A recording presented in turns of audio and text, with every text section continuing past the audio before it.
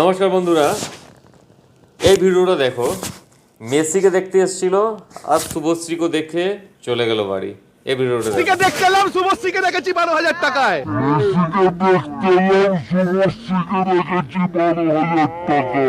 মেসিকে দেখতে এলাম, শুভশ্রী। দাদা সত্যি একটা ভালো একটা জবাব দিয়েছেন।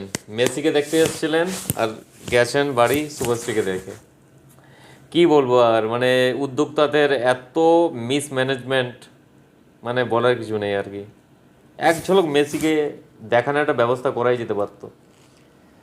এই ভিডিওটা দেখুন। Absolutely rubbish mismanagement. Rubbish. 32,000 দিয়ে পুরোটা দেখতেই পাইনি।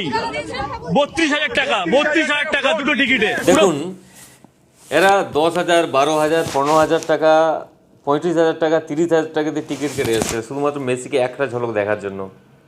তাও আর নয়, কোথা থেকে?